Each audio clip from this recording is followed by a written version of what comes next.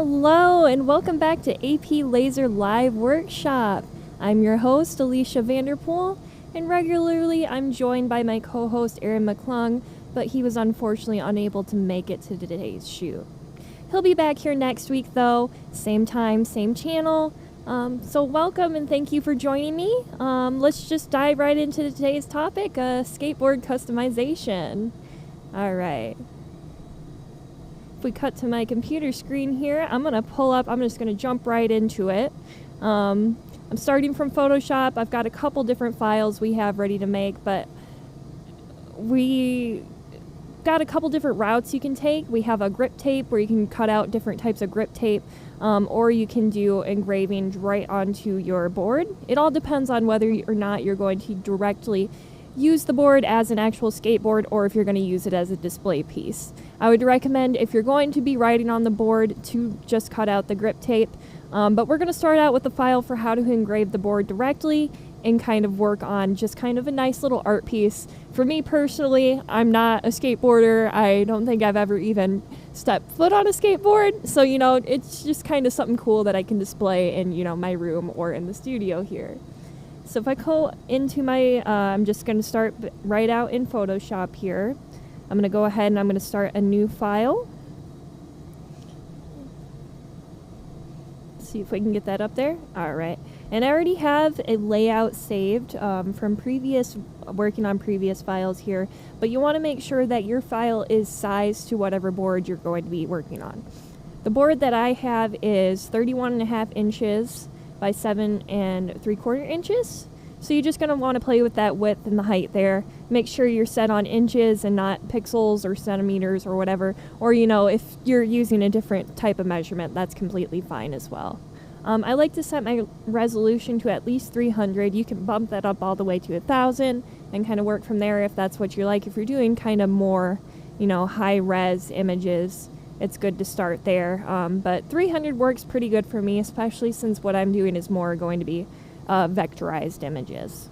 So I've got everything set there, good to go. I'm going to go jump in and I'm just going to hit create. So I have my kind of blank canvas here, as you can see, and we're just kind of pull in the different images that we want on the screen.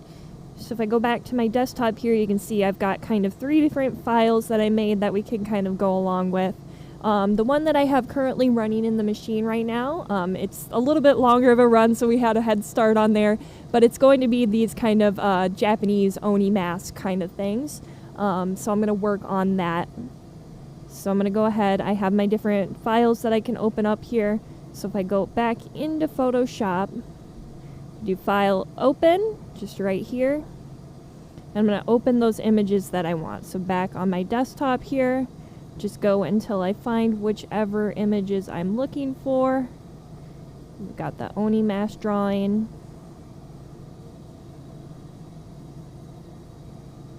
Wait for that to kind of open up.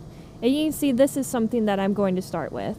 And we do have all of these files set up, all the 3 different skateboard designs set up and ready for you to use and follow along with on the APLU website. If you're part of the AP Lazer family, you can kind of go on there and download these files to work off of. It's going to have these raw images as well as the completed Lightburn file. And you can kind of go back and watch this video and go through the steps, but I will say we're also going to be working on a kind of more intensive guide and how-to video on there.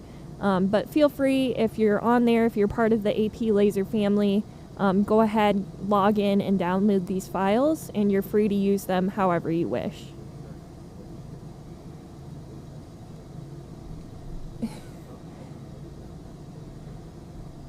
I can't hear you. Links are in the description. Sorry, this is my first rodeo on my own, so I'm kind of going as I go here. But so if we have this, links are in the description for you. If you're part of the family there, you can download everything. But I've got my file ready here, and I'm going to go ahead. This isn't completely necessary because once we get it into Lightburn or Artworks, whatever laser software you're using, it will kind of turn that into the black and white for you. But so I know what I'm working with, I just kind of like to do, if I go into adjustments, and then I can change to my black and white mode. I will say you can do this as well, but I'm actually going to just take the blacks out of this and use that. But I'm going to go ahead and copy this over onto my skateboard document, and I'm just going to lay that down. As you can see, this is not really the size that we want it, so we've got to do some playing in there, but we'll work with it. If I go up into my settings here, go back up to my select tool, I have the little crossbars on here to kind of scale and play as I wish. And I'm just going to kind of play with this until I get it somewhere that I want it. You know, you're free to, you know, kind of make whatever pattern design you want on here. Use your own artwork, you know, find different files that you do like. But we do have these available for you to use if you'd like, as kind of a starter. So I'm just going to kind of make something interesting here. Scroll it down and make it a little larger. And we can kind of see more in detail how that's going to look. I kind of like this little peekaboo action that I'm getting here. So I'm going to go until I'm perfect there. I like that. And then what I'm going to do to get rid of the colors in here, you could go in and you could fill everything in with white just to get that black outline. But what I'm going to do is I'm going to go ahead and do my select. And I'm going to do color range. I'm going to make sure I'm on that black color. As you can see with the dropper, you can kind of change things. In this little window over here, you can kind of see what is getting selected. I want to make sure I'm on the black. Go ahead and hit OK. We're going to copy and paste that over. And then we can just go ahead and delete that. But as you can see, that just kind of made that raw black outline that I wanted.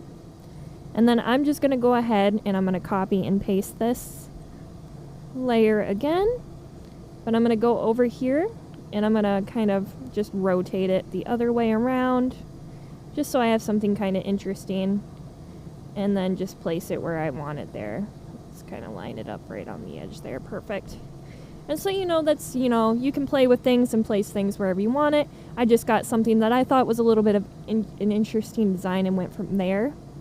Something else you can do is I have a couple vector files here that were made in Illustrator, so I'm going to go ahead and open those up as well. And we're just going to kind of add those to the background to kind of make this more dynamic design.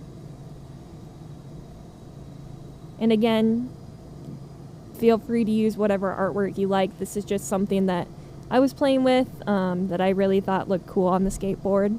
But as you can see that I pulled up here in Illustrator, these are just different kind of cloud, kind of smoke patterns. And then what you can do straight from Illustrator, if you have these in here, just go ahead and highlight what you want. You can copy that. Oops. Just copy, don't paste it yet. But if you go back into Photoshop and paste it there, you're going to get a little paste box up here. I'm just going to paste it as pixels. I'm going to hit OK. And then I have that kind of thing right there. Perfect. And then you can just kind of scale and play as you want. And we're just going to place them around. For now, we can kind of get rid of these guys and just kind of place them around and make kind of like a cool pattern. That's all I'm going for. And if you hold down Shift while you are kind of dragging, you can kind of blow those out of proportion. If you're not holding down Shift, you're going to get a uniform scale. So, you know, there's just different kind of hotkeys that you can play with while you're in Photoshop. So I'm just going to kind of copy and paste different things in here until I get something that I think is kind of interesting. Just kind of speed running through here. Feel free to stop me if I'm going too quick or anything. I've got the chat pulled up. I'm happy to answer any questions as they come in. But we're just kind of making a basic design here. Again, this can be completely up to your discretion. Feel free to kind of organize things how you want. You don't even have to use these particular designs, but the files are available in the description below. If you are part of the AP Lazer family, we have these files prepped and ready for you to use. And you can just kind of play with the raw files. I have the designs already made and ready to go as well, so you can use those however you wish. But I've got something kind of interesting here. I think that looks pretty good. And all I'm going to do is I'm going to highlight all of the layers I have on the screen here. I'm going to right click. You can do merge visible since that's what's visible, or you can just merge the layers that I have selected. And there we go. Now if I pop up these guys, you can see where this is kind of competing here.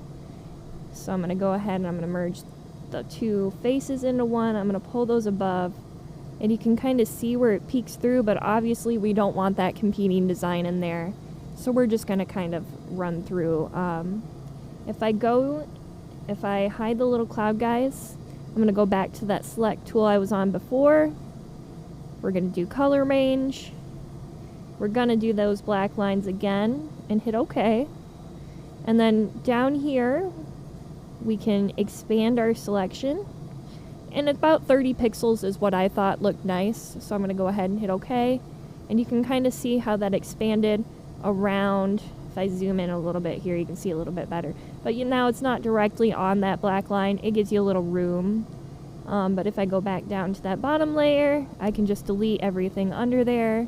You can see where that cleans things up a little bit, but obviously we still have to go in and erase whatever is interfering in the mask there. So we're just going to go back to our eraser tool, and we're just going to get rid of all the stuff we don't want. It's kind of a finicky process to go through.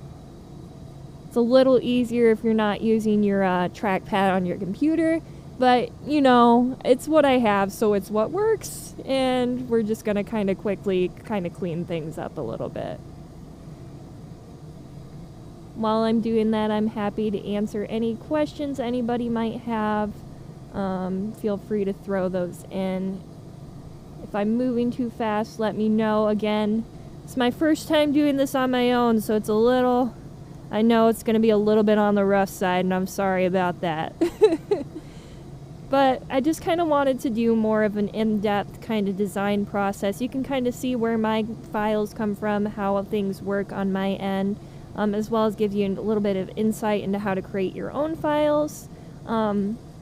Again, this was just kind of a basic vector file that I pulled in here and am playing with. You don't have to use this file. You can use whatever designs you want. If you make your own designs, you can go on Etsy and buy designs from different people.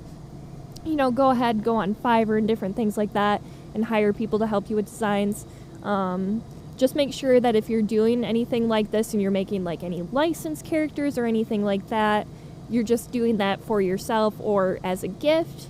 You know, getting into selling those licensed designs gets a little, you can get a little bit of trouble for that. So I don't recommend doing anything crazy like that at all. But, you know, especially if you're just starting out and this is something new to you, you know, just go on Google, find a vector file, and you can pull that up into your design software or into Lightburn directly.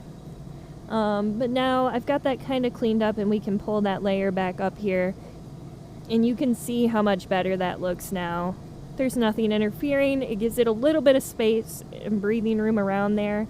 As you can see, if we cut back to the machine there, you can kind of see how things are working out there.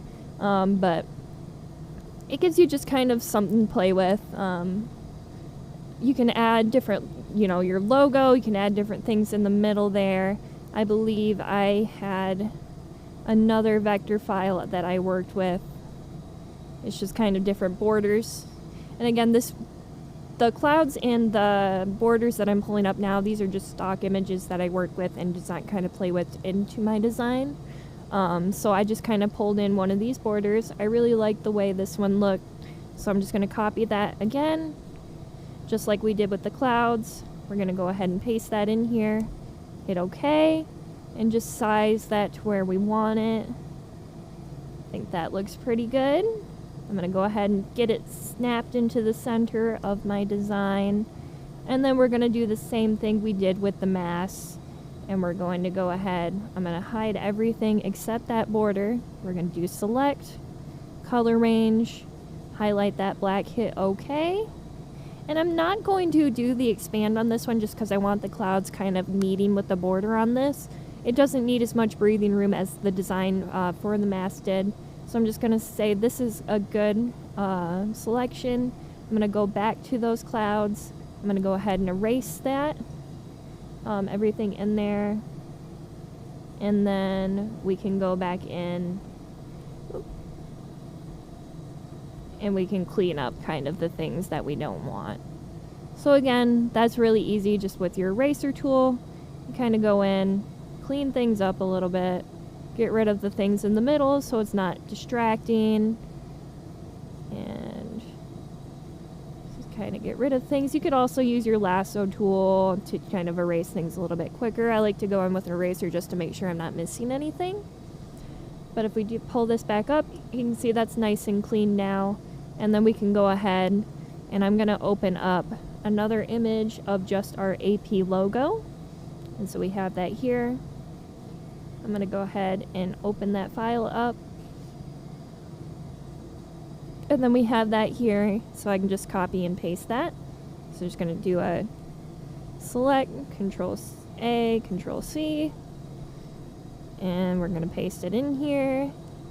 We're going to size it to where we want it to be and kind of paste it to the middle best we can. Might size it down just a little bit more. I think that looks pretty good.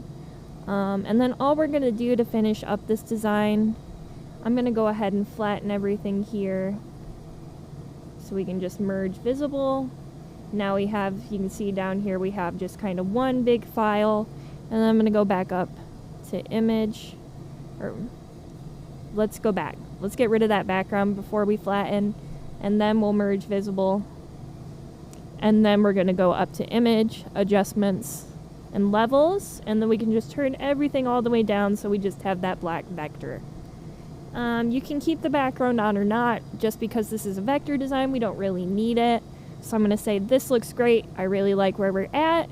And then we're just going to export it as a PNG. I usually just do quick export for smaller files like this. If you're doing more advanced like images, I'd suggest kind of playing with that in the more advanced export settings. But this is really all we need. I'm going to go ahead and export this as skateboard design. And then if we go ahead and open up our Lazer software, I use Lightburn for pretty much everything. You know, there's Artworks is one that people use quite a bit, but Lightburn is really, really amazing, especially if you do a lot of vector designs like I'm doing. I can show you real quick just how easy it is to kind of trace around those vector designs and get things set up. So if I go to File and Open, or Import, not Open, we want to import something, not open a Lightburn file. So we're going to go to Import, we're going to find that skateboard design, we're going to go ahead and hit Open, and then you can see where it pops it right on in here. This is perfect. And then we can just go, but right now this is showing as an image, so it would just kind of, since there's no background, it really, you could just run it as an image. I like to clean things up and just run them as a vector just to be a little bit more sure of that. So if we right click on our image here and we do trace image, you can kind of see these pink outlines here. They're a little hard to see on the screen there, but you can see these kind of pink outlines around the image, and that's where it's tracing the design. You can see just how amazing Lightburn is at tracing things. It's getting all these little dots and specks in the border here and kind of really getting everything in there. That's one of the reasons that I love Lightburn and will always recommend it to people. It's just, they've got a lot of tools that make, especially if you're just starting out on the lasers, it's super user-friendly, really easy to learn and use. But we're pretty good here. If you needed to adjust anything, there's different kind of sliders down here you can play with. But I like where I'm at, so I'm going to go ahead and hit OK. And I still have my image file on here, so we're just going to go ahead, click back on that image. Once you got that big long border around there, you know that you're on your image and not your vector. You can just go ahead and backspace, get rid of that. And then as you can see, we have the outline of our image here. This is perfect. This is what we wanted. Right now, this is square, which isn't going to work super well with the skateboard design. So I'm going to show you super quick just how easy it is to kind of size things up to where we need it. all I did to get that skateboard outline, I popped open Google and I searched skateboard vector. If I go into images here, till I find something useful, this is perfect. I just need that little outline there. So if I copy that back to Lightburn, and we can paste it right in there. And then it's super easy again. We're just going to trace the image, super duper, get rid of that guy. And then if we go up to ungroup, we can get rid of and delete everything that we don't want. Obviously, I don't really need that over there. I don't need these circles in here. I just need that outline so I can orient my design to fit. So this is perfect. Here's my skateboard outline. Obviously, it's not going to be perfect to every skateboard, but it works pretty well for what we need it. I'm going to go ahead and rotate that so that it fits the design that I have. And then we're going to go ahead and resize it. Now I know my skateboard was 31.5 here and 7.75 here. So there we have, you can see where that's going to fit on there perfectly. And then all I'm going to do is I'm going to select everything on the screen. There's this little target guy up here. If you click that, it kind of centers everything into one, which is super, super nice. We know that we have the design lined up. What I'm going to do to kind of, I want like a nice little breathing room border around the image. If you cut back to the machine, you can kind of see that black outline around the board that's popping up there down at the bottom. You can see that outline. It just kind of adds a little bit of breathing room around the board so the design isn't right up on the edge. So in order to do that, back in Lightburn, if I have that outline selected, we have a little offset shape tool. We're going to click that guy, and then we can offset our shape in. I'm going to do about 1/2 inch just to create a little border there. And I will say this is really, really nice. You know, you don't really need it if you're engraving directly on the board, but it was really, really nice for cutting that grip tape, as you can see on the table there. That outline kind of helped the design kind of smoosh all kind of into one so that there weren't a bunch of pieces that I had to line up. It all kind of met at that border in a way that was really easy just to snap it back onto the board after it was cut out. But now that we have this kind of here, what I'm going to do is I'm going to select that inner outline. I'm going to select my design. So I've got those two things selected here. And then what I'm going to do is there's these bunch of rows of boxes here, and I'm going to select this second to the bottom Boolean subtract here. And then you can see where this gives us just that outline there. This is perfect. This is what I wanted. It gives us a little breathing room around the board. You still have that nice design in there. You know, you can play with things how you want. You can go in and clean things up as you want afterwards as well. But if I go up to my preview tool up here, we don't want that inverted. There we go. You can kind of see how that's going to look in the end. Obviously, I played with this design a little different, so it's a little different than what's running on the machine right now, but it's the same exact idea. And again, you can do this with your own designs. It does not have to be, you know, what I'm showing here today. This is just kind of, you know, a fun design that I liked, so it worked pretty well for me. And of course, we have that AP branding in there, which I just like to stick in everything. But that's kind of how simple it is to make, you know, these specific designs for the skateboards. And I will say engraving these directly instead of using the grip tape, I'm running this on our 4836 machine, which is 100 watts. So the settings are going to be a little different depending on what machine you use. But this is what works with our 4836 and our 4024s. Those are both the 100 watt machines. You might want to bump up the power a little bit for the lower wattage machines. And you may want to play with it to get a different depth in your engraving. I'd like to do a speed of 20 and a power of 35 while engraving the board directly. That gives us a nice deep engraving. Obviously, again, if you're going to be riding the skateboard, I don't know how that affects the structural integrity while you're out there kind of riding on it. I don't think I'd suggest riding on it after engraving, unless you wanted to like backfill that in with like some resin or something cool like that. You could always do that and kind of bring that back up. But this is just something that would be nice to kind of hang up on your wall, put in a display case kind of thing like that.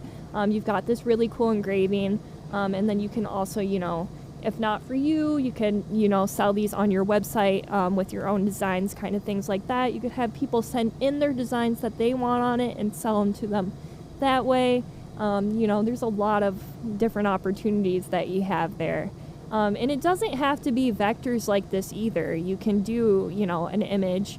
One of the things that files that I have ready for you to use in the APLU website is like a great wave image, and I can pull that open here. If I go ahead and close this guy, I have another one saved, so we don't need that. Minimize my million tabs here, but this great wave file that will be available to you to use if you're part of the AP Lazer family here. This is run as an image file and not a vector file. So there's a lot more detail in it, as you can see, and you can play with that with your own designs in pulling in images. You could do a portrait, you could do, some animals, you could do paintings like the Great Wave like I did here. And all you need to do in Lightburn to kind of play with that, it does have a nice little kind of image editing software in here. It's not super robust. Obviously, you're going to get a lot more out of like Corel or Photoshop. But there's a lot to play with, especially if you're newer to these kind of things. And you can play with different settings. Like I had this set for halftone to get those kind of cool and interesting dot work in there. But if I set this back to, say, Jarvis or Stooky, you can see where that's getting like the exact kind of lines in there and making it a lot more detailed. That would work probably a little bit better for like portraiture. But since this was a kind of more fun painting design, I stuck with that with the halftone kind of print dot work in there. And again, that's going to be the same speed and power settings, that speed of 20, power of 35 for engraving the board directly. That works pretty well with most wooden materials, especially harder woods like this. Softer woods, you want to go a little bit lighter on the power. I always suggest having some sort of test material where you can just kind of run little tests over and over again, just so you know exactly where you're going to land. And again, these are for our 100 watt machines, so it's going to be a little different depending on what you're using. We also, if I pull open, I have that Oni skateboard file ready for cutting on the grip tape. If I get that open really quick. So this was my original design here. You can see things are set up a little bit differently in Lightburn. We have our mode set to line over here and not fill, because we're not engraving, we would be cutting out the grip tape directly. Now the grip tape I use for this, it's very, very, very important that you are making sure that the grip tape you are cutting is laser safe. Now I have a link that I provided, I think that should be in the description below in this video as well. Just something off of Amazon, but I know 100% that specific grip tape is safe to use in the machines. I always suggest asking for a material data sheet from whoever you're buying from, just so you get the exact makeup of materials within the material that you're cutting. A lot of grip tapes, it's sort of kind of, it's got that sticky back that comes with things like vinyl. And if you have any traces of vinyl in the material that you're cutting, it will lead to toxic fumes coming out when cutting on the machine that will quickly ruin your machine and could also cause damage to yourself. But you can kind of see, I have the video pulled up there. It's shows kind of the quick process, how quick it is to cut it out. This is obviously sped up a little bit, but I think the whole thing took about 10 minutes total. So it was really, really fast, and it just cuts through like butter. The settings that I used here were a speed of 1 and a power of, I had a max power, this is important for cutting, a max power of 17 and a min power of 14. And that gives you a little bit of a leniency on there, just to differentiate the max and the min. But that gets you, so you get basically kind of like a kiss cut on there, where you can go through and you can punch it out afterwards. That way you're not losing any tiny pieces you may need for the design. As you can see back here on the table, the design that I made with the grip tape with those Oni masks, there are these little details on here. Those smaller details would have fallen through the bed, and I would have lost them completely if I didn't use the settings I used for that kiss cut, where I just go through and punch them out. on a table or something so that I can save them and place them on there later. So that works really well for those finer details, just so you're not cutting them all the way through and losing the tiny things in the honeycomb as you go. But the file setup was exactly the same for the grip tape. We're just doing a cut setting instead of a fill setting. So that in Lightburn, that's going to be the line mode, the top one here, not fill and not offset fill. So line is what you want to use to cut. And you can see I got two different colors here, but they're both the same exact settings. This is just so I could be sure that these details are getting cut out first before that outline of the skateboard. But, you know, you could easily make these all kind of that black. And Lightburn's usually, you know, smart enough to know that it wants to cut through these details before it does the major outline. But if you want to be safe like I did, you can make those two different things, and then whatever way you want those cut out, you can line them up in here. You can kind of drag and drop those. If I had this red up top here first, then that outline would cut out first before all of the details did. But I had that set, so those details would cut first, then the line would cut, and then, you know, everything's good to go. But, you know, overall, it's a really, really simple process, you know, getting things set up. Really, it all depends on what design you want, and then just kind of transferring them in and playing with those settings to whatever works well for you. And again, the grip tape is really nice if you're looking to ride the board yourself.